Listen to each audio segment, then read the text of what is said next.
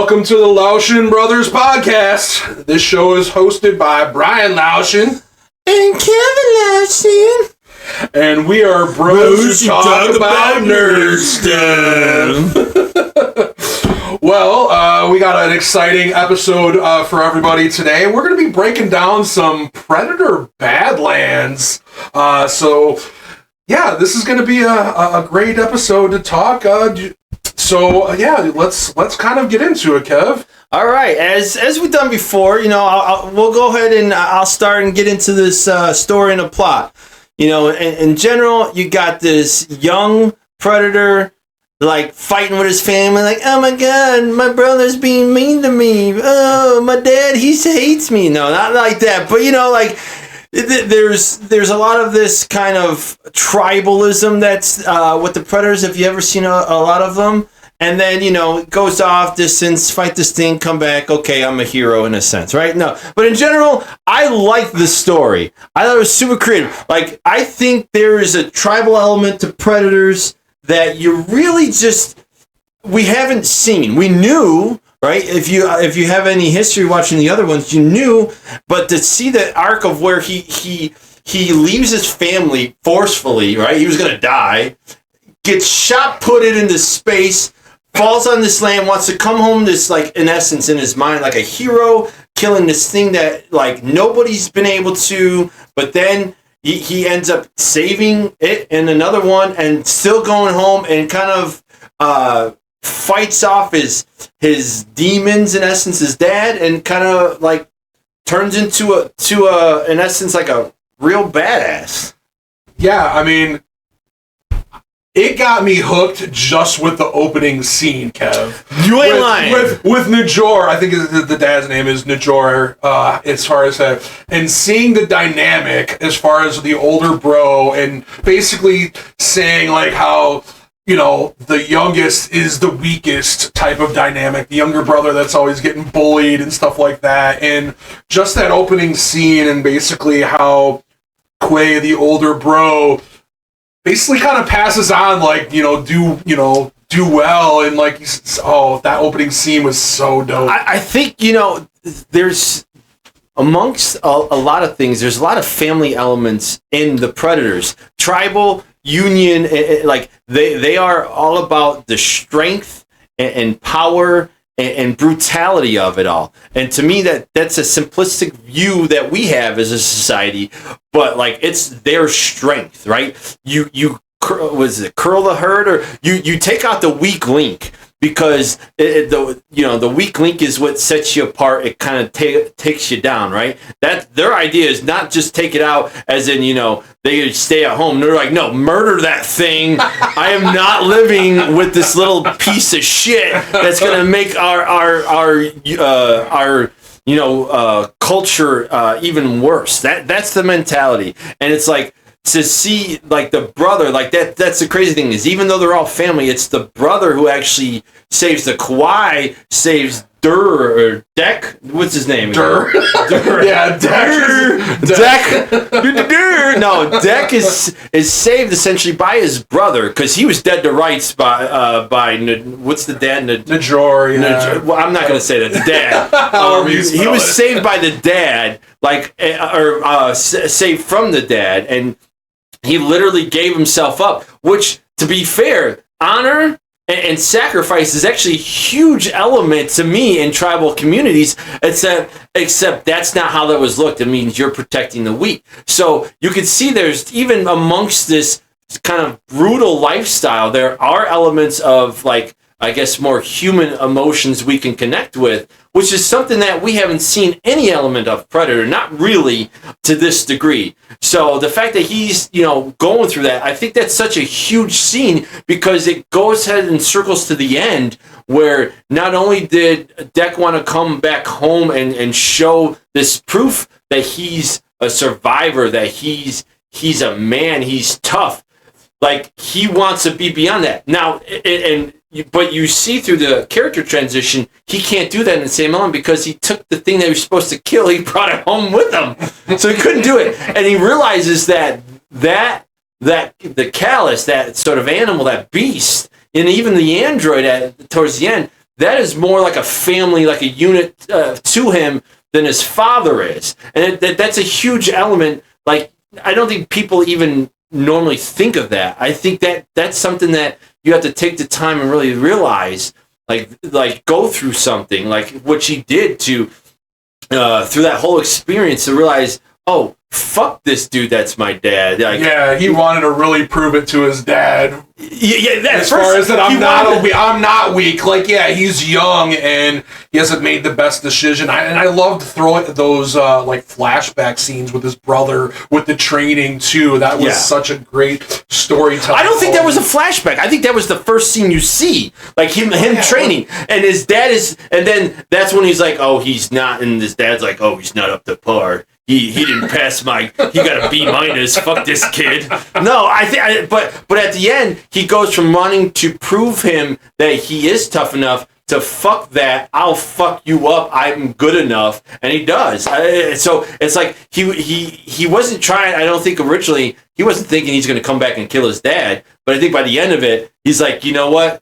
This is what I have to do, and that is the only way to do it. You know, without the dead Callus with him to show him like a head or something like Medusa's head. That was the only way he was coming back. Yeah, and that was the way he was going to honor his brother, right? Yeah, to basically come back and kill his dad, and then basically grab his freaking. I loved the upgraded tech with the completely invisible. He grabbed the cloaking and he was like, "Boop," and then he was out. See, the crazy part to me is cool. Like knowing some of the culture lore, like that, like he's the leader, right? And basically, in culture, a lot of these culture lore, like if you defeat the leader, you are the leader. But when he kills the dad, all of this other people are coming at, like they're trying to fight him, and I'm like, wait a minute, why are they trying to do that? Shouldn't he almost be the new head of the clan? Like, you killed a clan member. So that, to me, was a little off.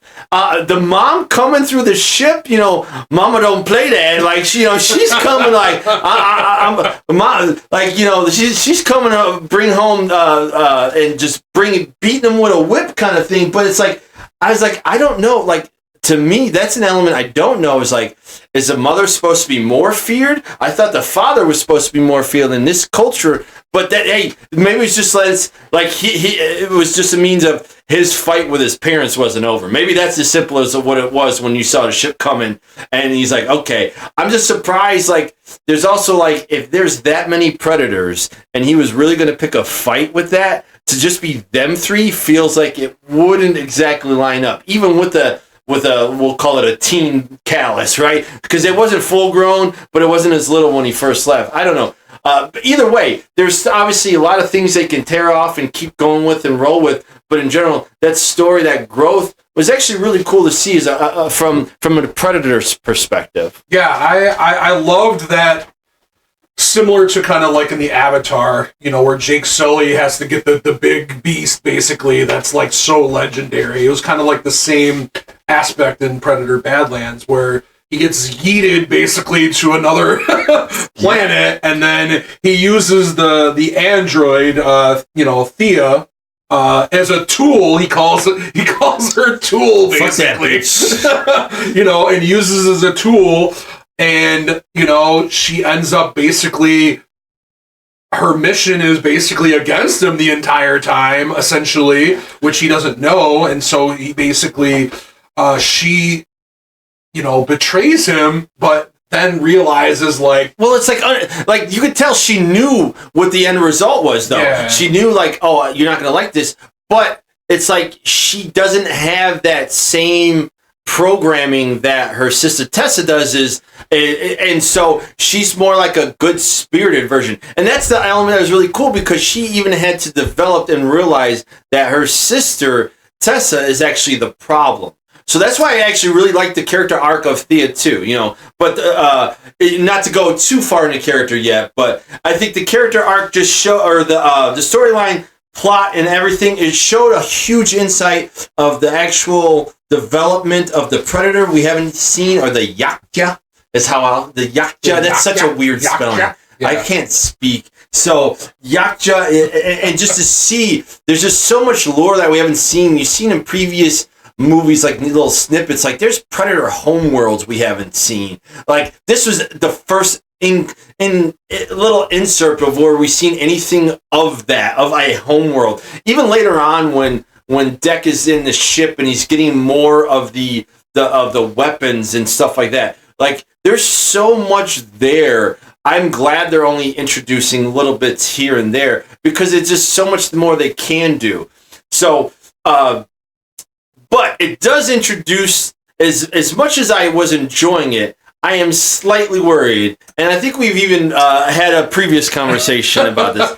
I am slightly worried. There's one aspect I'm slightly worried. As much as I like the movie, I am worried that they're trying to almost, maybe humanize is not the right word, but they're trying to make the Predator too mushy, too Care Bear-y, too likable, and almost like relatable.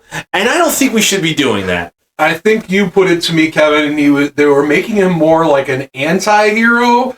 I think is what I referred, and you know what? I can see where you're coming from that, but I also think they may be looking, at the success of Marvel and how obviously they're making, so much money and stuff. But again, I know that goes away from kind of the primal tribalism, hierarchy as far as that aspect. But I'm curious to kind of see where they might take this story. You know what I mean? I don't know. That's kind of fascinating to me. So, but it's like, I don't see it as a true form of going away from the tribalism. I see it as a true form of, like I said, they're trying to make the character the Predator. We say Predator, it's a species, right? So within that, you have each individuals. That's fair. That could be Deck as this individual. But in general, we see the Predator as a whole, as one entity, right? And what they do. They are hunters. They are tribal. They are brutal. They fucking kill everything, right? They have a code system, right? They do have a code. We've seen that since the beginning. They don't kill women typically. They don't kill unarmed people. There was a baby in the second one, didn't kill. There is a code of ethics there. So there's an honor system. Look, prison inmates, they have an honor system too, right? Like they'll fucking murder you if you're a pedo. Like they do that stuff. However, they don't. There's a sort of respect. I want my Predator to be more like an inmate mentality, and that since they're fucking kill everything brutal, I don't want them to be likable. I don't. I need them to be horrific. I need them to be stealing spines, ripping heads, crushing everything. I want them to kill a baby elephant. I don't know, something. I need them to be brutal because I don't need them to be likable. Once, okay, but I don't, they're not relatable to us. Not normal society at this age. Me and Kevin will take Predator Badlands merch and hats because start having merchandising. Like name a person that grew up, like they wanted to be something just tough, brutal, savage, right? There's nothing that ends in hearts and rainbows and cushy and feel goods and lollipops and chocolates. That's not what this is, and that's okay. It's supposed to be something brutal, badass, and just looking at the family dynamic is supposed to be an element. But the brother being honorable, right? There's a code there. He was trying to be honorable, right? And sacrifice. But they're also trying to show, like, that's not what you're supposed to have. By the end of the movie, they wanted to show there's this element of, like, okay, you could still be, like, have a passion because now this weak link developed into something totally more brutal, but it's not like he came home to give his dad hugs. You know what I mean? Yeah. He wasn't coming home, high five, Dad, like this is a good time. He's like, no, Dad, guess what? Now I'm gonna fuck you up. And he fucking cuts him up. Like, that's the point. I don't want that element lost because I don't want the anti-hero. I want straight up villain.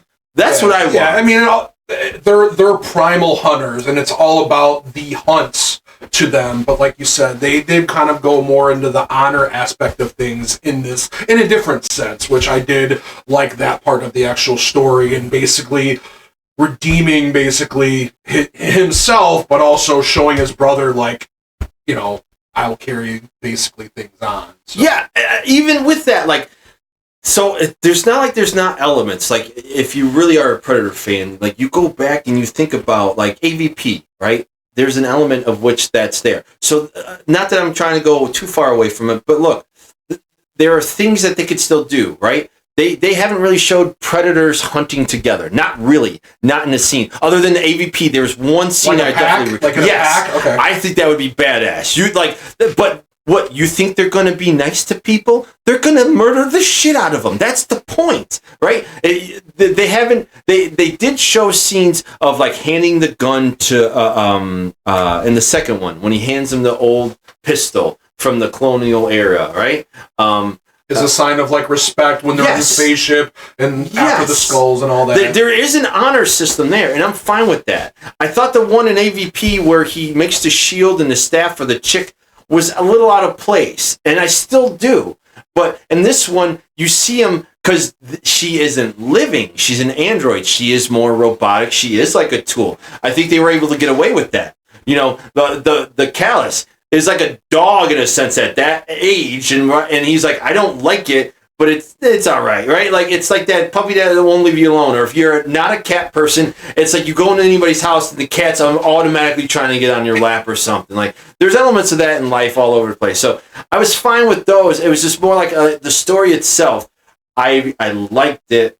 Just don't try to create a character element in future movies where they're supposed to be your friends. If you go and they have other elements in the previous ones, even when the one Predator, it's the second edition, the Predator or something like that, where the smaller Predator is trying to actually get humans alien technology versus and then there's the big, like, kind of super Predator and stuff like that. So there's not, like, elements that never existed where there's a sort of, I don't want to say kindness to predators, but there's a sort of, like, niceness to it. But in general, I want my predator to be a predator. And what are predators? They fucking watch Discovery Channel like we used to when we were kids. These fucking things are just eating out of the rib cage of something, Like, that's brutality at its finest.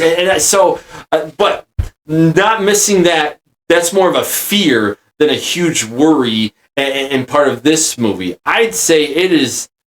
I liked it. So what do we, let's give this a rating then, Kev, for this story, and, I'm definitely thumbs up. If you're a Predator fan, you ain't gonna miss with this storyline for sure. You'll love it, as far as that goes. So, I mean, even though we touched a little bit, we can cycle back into the character development, right? Because I think, to me, there's two main characters, right? It's Thea, right? Thea? Yeah, Thea and Deck.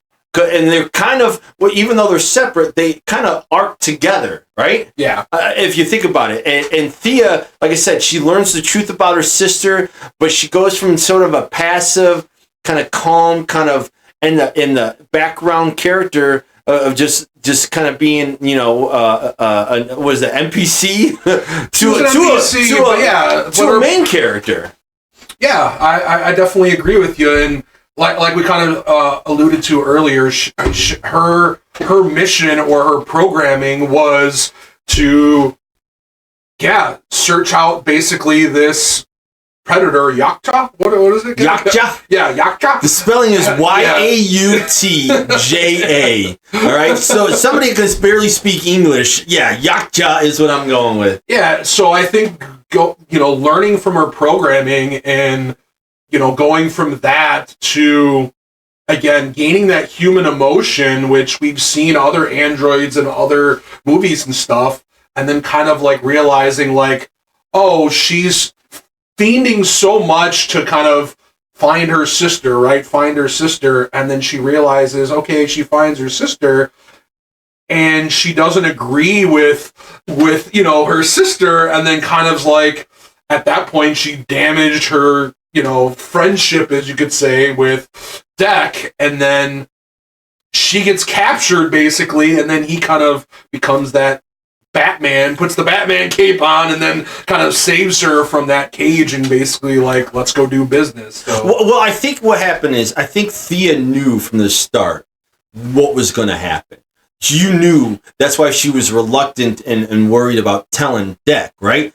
But what happened is, when he got captured too, and she was in there with him and she saw what they were doing to him, she literally says like you don't need him, why is he still here? And then that's when she learns, oh, the Wayland don't give a shit. Yeah, they're capturing everything. We'll benefit from this regardless. She saw that aspect, and that's where Tessa was siding. That's when I think, even though she didn't like what her sister was doing, she had to draw the line and be like, oh, they're mistreating me, they're going to reprogram me and take him.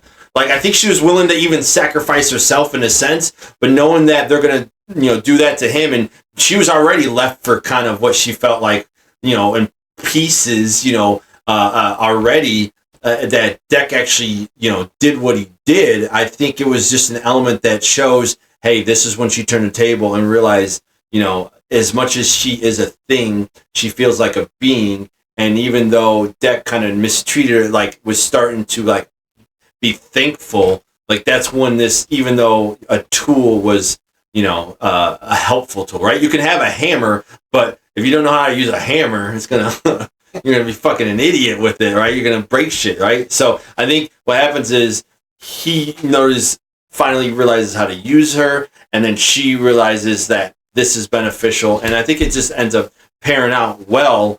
Even though that's not typically the design of how we see the Predator, I think that was kind of the element of they can adapt to the situations, being dropped in the planet, not having any awareness of where he's going, what to have, tool. Like, that's what they do. That's the hunter uses this environment. He showed that plenty of times, using those all different animals and the elements of what they can do. I think that's what true hunters do, and that's that. So as far as that development, where he went from inexperience to experience, that led him to be able to go back and show Papa who's boss. You know what I mean? Yeah, and I feel like, even again, going to that planet to hunt down, obviously, the Callisk, and then not even realizing, like, the little creature was obviously the newborn of the Callisk. That was, I did not see that coming in the actual story, but I love how that developed, and, spitting on each other is like a form of love,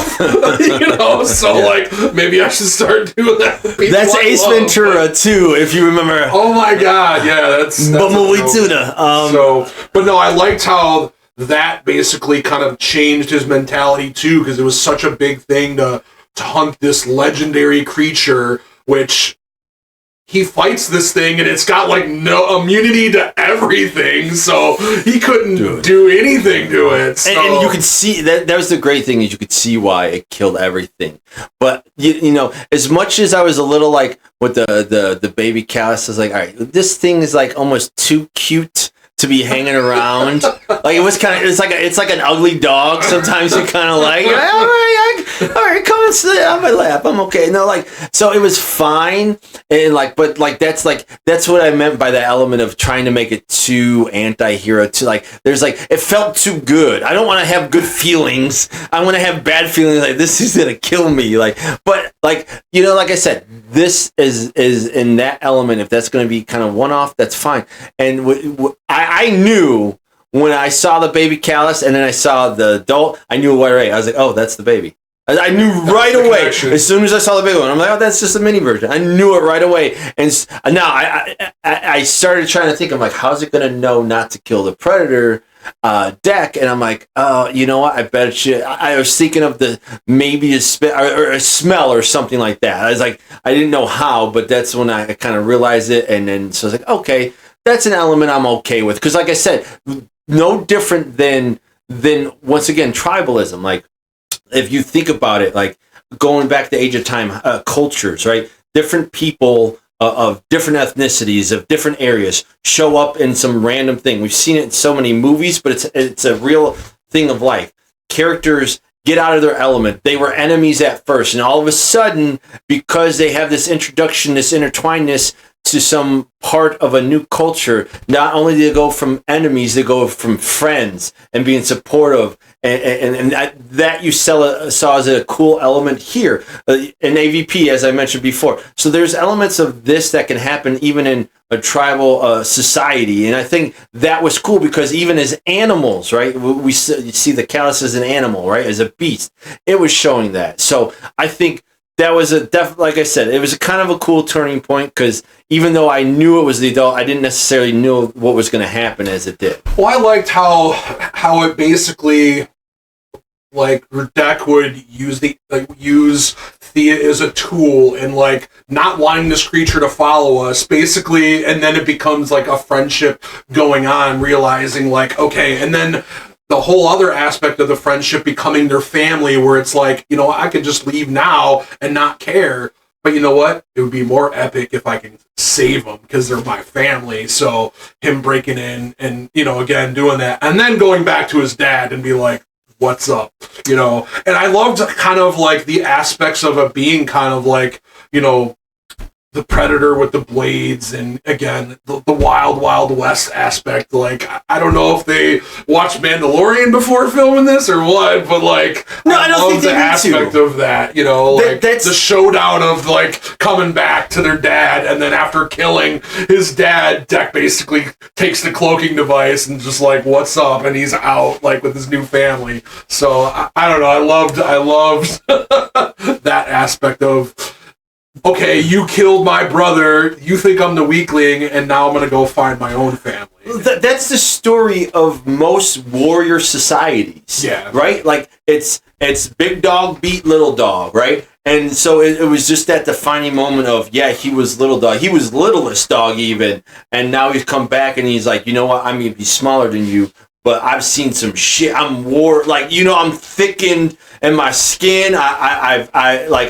I've grown, not physically, not really, but it's like that mental aspect to, you know, and so that was a sign of a lot of things accumulating to the end of, you know, not only, it's like almost a belief, not only of himself, but it's like a proven, like, and he's got support of his people, even though he knows some battles you got to do one-on-one. So it was a super cool element. So, but outside of that, there's not a whole lot of characters in it. So I think at this point, generally speaking, if I'm going to rate the characters, we go to thumb system. We're going to go thumbs up. I thought it was very good character development. I mean, yeah, like I said, there's not a lot of them, but you see the arc, and I think it's pretty sweet. So, I mean, that will conclude and follow into the next area we'd like to talk about is a little bit of sound and music. I mean, to be honest with you, as I've mentioned before, this is just not a huge element to me in a lot of things. And this one, I can't even say I like a soundtrack. I never heard anything. So, I mean, I don't really have much to say on this. There's the Predator theme in general is a thing for me. Like, I can hear that, like, from the first Predator. Like, it is there. The amount of times I've seen Predator, like, it's there. Like, of course I can't mimic it, but it hits and I know it. But you don't have that element here, which is fine.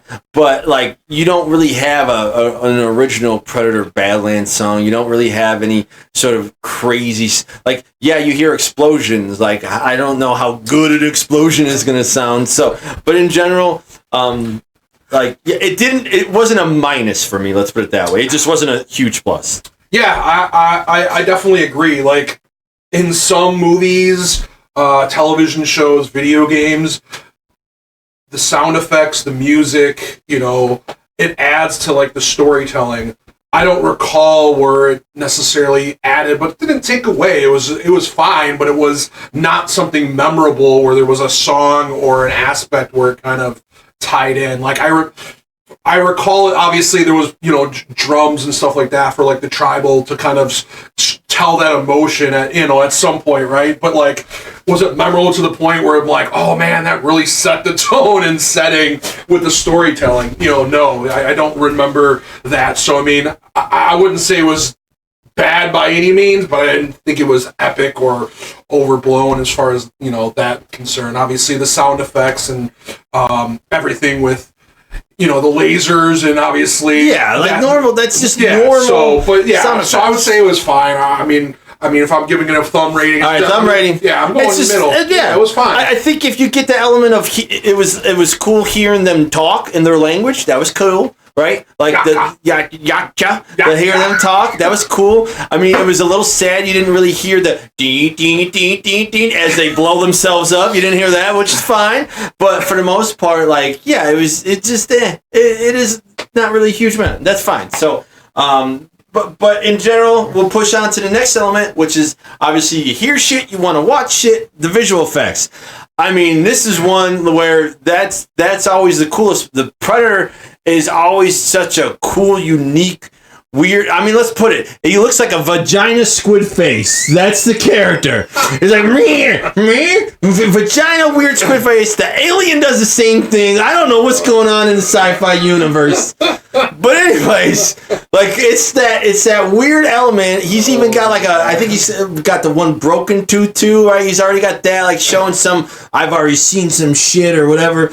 But his hair dreads being pulled back was kind of a weird visual element, but he still looked like a predator. Right? I think that's the thing is they're actually pretty big, generally speaking, predator size wise, and he was shorter than his brother and his dad. So I think by comparison, they're supposed to be generally 7 feet tall, 8 feet tall. So maybe he's on the shorter end.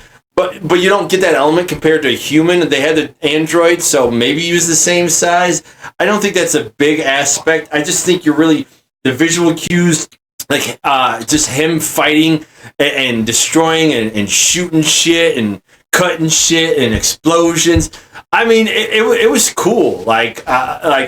How do you does anything that stand out? I have some, but I want to give you. I mean, he was definitely the runt of the litter, right? Yeah, right. But I liked that they showed different, aspects, like you said, as far as the facial features and the looks, as far as being different. Because when I think Predator, it's a lot of them have kind of looked the actual same. So this, I did feel like it showed a lot more different as far as how they could actually look with the braids and stuff like that. Yeah. So I thought that was kind of cool. And like I mentioned and alluded to earlier, the cloaking was amazing. They even talked about the family heirloom of the freaking laser at one point, and they used that into it. You have the spinning blade and stuff. So there was a lot of cool elements that they built upon from the original movies that they thought was really cool. Yeah, I think the as you were seeing the different looks, like you were saying, they're a tribe. That's what we learned in previous movies. Yeah, they're a species, but it's almost like they're different tribes. It's almost like, different ethnicities, right? They have different tribes. Yeah, they have some with patterns and stuff on their face. That's the cool element. We only know of it, but we don't know how different are the different planets. I love that aspect. So seeing even the hair pulled back, that we didn't see that before. Yeah, and you mentioned the tribes. Maybe that's where they'll go explore these future movies, which I think would be kind of actually cool if they're, how they're going to kind of play out the story, obviously, is going to be interesting. But, again, you have your anti-hero Predator going to all these different worlds, taking them on. I don't know, but warring predators would be a cool idea. I just don't want them to be I don't want to make it mushy. It's all about murder. For real, they if they were to kill each other, I don't want to end at the end. They're oh yeah, we're awesome, high five. No, they're fuck yeah, fuck these bitches. It's like a game, like a football or some shit. You get over with, it's after the Super Bowl. You don't go high five the other team. Fuck them losers. We won. That's what I want to see. That shit brutal, because that's what tribes are. There's no different. They murder each other. They don't have to brutalize the survivors anything crazy like that, because like I said, there's supposed to be some honor, but it should be killers. That's what they are. They're hunters or predators, right? So I think thinking about some of the aspects though, the Predator fighting scene between Dek and his brother Quai. So this is one element that I don't like, okay? And there's not much, but this is one I don't like. All right, because here's the thing. it's and I will reference some as a visual for the previous Predator movies, but in general. Are you talking, Kev? Sorry to jump in. Are you talking about in front of their dad, or when they were kind of like doing the sparring in in the mountain, or was it in the mountain or the cave or something? Caves, the cave. Yeah. Okay, I'm sorry. Go ahead. So that in general, that scene, if you watch, all right. So like this is me maybe being a little technical, okay, maybe a little bit. But they are moving at an element that they should not be moving because they don't do it at a later point. Their body fluid and movement is almost assassin-like, nimble, flexible. Like they are able to move in a way that a big-bodied animal, person, whatever creature doesn't. Because later on, they're like doing this weird hopping and shit, right? But then later on, anytime I've ever seen any other movie, they don't do that weird hopping, jumping element. They don't just crazy do that. And to me, that's making it. They're supposed to be, quote, light on their feet, right? They can't be heard into a sound. That's fine. You can still be big and be quiet, but they are like, the way their body moves is just so unrealistic of what they do in every other element. So either they need more of that or they need less of that. Like they need more of that nimble movements in future, or they need less of that fighting scene in the cave, because it came off as, if you can jump like that and fly like that and be that smooth, how come you don't do it more often? As far as them being agile, you mean? Yes. Kev? So, I mean, what about, like, in Predator 1 as of reference, like, he's obviously up in the trees and he's, like, kind of falling down, I guess. And to me, that still shows an aspect of them being agile. So I kind of disagree to some sense with that. Not in the same. Like, if you watch, he almost, like, floats down.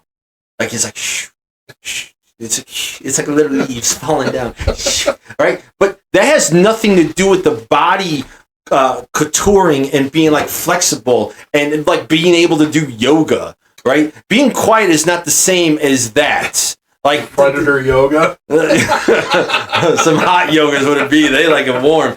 No, it's just their body movements just don't articulate the same way. That's like trying to compare a bodybuilder to, even a ninja. Their body types are different for a reason, because they expect to do different things, and they're almost utilizing. Okay, these are hunters. They have extreme ability. They can jump and climb and do all this other stuff. But that's not the same as being able to be a ninja, right? You can be big-bodied and still climb, but you don't have to be a ninja and nimble. And I think that element showed up, and I see it in other movies as CGI, like even some of the Spider-Man CGI, just, yeah, he's flexible and he can move like that, but sometimes just the poses and stuff, it's just an element of just agility I don't think coincides with how he does some things, right? But the Predator is just it's supposed to be big-bodied. It's supposed to be more brute force than it is supposed to be nimble and agile. And he doesn't show it in any other form that I've ever seen, because when the Predators were fighting the Predators in the movie Predators, there's a scene there, they weren't doing any of that, so why not do it then too? They just had this one cave scene, and it's the only time they've been like that. But if they could do that, why don't they do it more often? Yeah, and I think that's where they, just like kind of going the anti-hero for the story for this one, that might be something they're kind of exploring with this one, because different fighters out there, and again, this is a D&D reference, but not even necessarily that, but there is different fighters out there that are your big, bulky, and strong, like Arnold Schwarzenegger type fighters that are, like that, but there is more fighters that are also like Bruce Lee, where they are agile and quick and fast and stuff like that. So maybe with the different tribe aspect, maybe they're exploring that. I don't know. Watch yourself with Bruce Lee references. He's the man.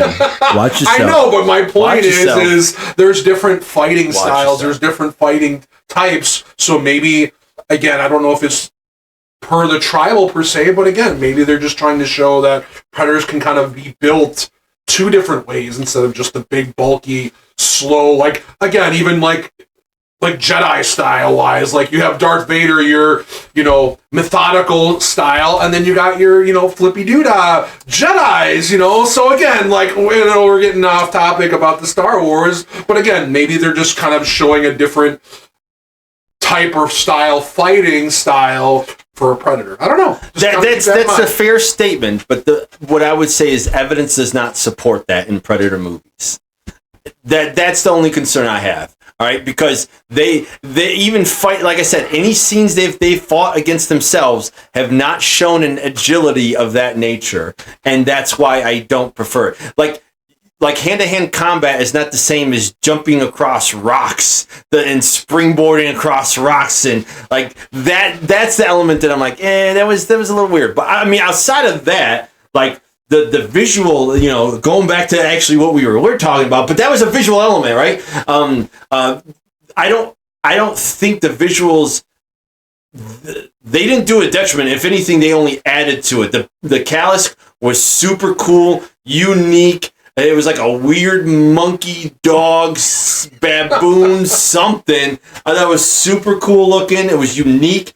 Just added character. We've seen scenes in other Predator movies where they have other heads. So to see this other animal that we haven't even seen with those, especially because they've never been able to kill it. I was like, oh man. So I don't know. I was impressed by it. I'm excited to see what other creatures or worlds are going to fight, because obviously they fought aliens, they fought humans, they fought, obviously, the Callus. So I'm curious to see, like, lore-wise, other, like, monsters, creatures, things are going to, like, fight against, because, again, they're hunters, and against, obviously, each other and stuff, but I want to see, more different creatures. More murder! Exactly. That's what I'm saying. So, what are we giving our rating for special thumb effects? ratings? So, this is a thumbs up. Of course, we're going. So definitely thumbs up for. All right. For that. So, I mean, getting down to the bottom of the barrel here, we're looking at just overall. Is this something that we feel connected to emotionally in any manner? Are we rewatching this? Like, where's our value with as far as how we feel about this? Yeah, I mean, I definitely would watch it again. Like I said, the whole honor thing and kind of taking a different way as far as exploring the honor, and again, as far as the dad coming down, like I said, the opening scene hit hard with me, and then honoring your brother, going to take down the big bad of the freaking universe and come back and fight his dad. So that emotional connection there with like the family, and again the whole tribal and primal aspect that Kevin's talking about all episode definitely comes into play. So rewatching it, I like that it's kind of a little bit of a different take on kind of the Predator society. So I love that, and I think it opens the door to kind of see where they're about to explore next. As a Predator junkie from a kid, and I was, and to this day, if that first Predator movie is on, I stick it out. Like, I am watching Predator. I love Predator. I've always been a huge fan. This movie only supports the series. It adds to it. I don't think it gets a lot of kind of attention because in the past, all the movies are really focusing on, we traditionally society want a hero we can find likable or follow or do that. These movies don't do this. These movies are more like, this repeat of villain, the same looking villain, even though they're different, creatures or different persons, I guess. Like, because the Predator dies, but it's still the same. Yeah, you get what I'm saying, right? So even though it's different from movie to movie, and the hero is different from movie to movie, it's the series in general is so likable, but I don't think people want to follow that, like, in general, right? Like, if you look at this kind of the numbers that they get in the past, like, they don't draw huge, just in general, because the age group that you're really looking for is, I think I remember seeing some of this, is really what, late teens into the early 30s is what they've always typically had as far as the target audience. fucking nailed me every single time, right? Like, I'm in it, right? But like, that's the thing is like, I think by introducing this movie, it's a way to try to get an emotional appeal maybe to some other groups, right? You have the dog callus thing that people like, oh my God, it's so cute. It's a little baby. I want to squeeze it and cuddle it, right? I'm going to spit on you, Kev, because that means I love you. Yeah, I mean, right? Haktua, as they were doing recently. Yeah.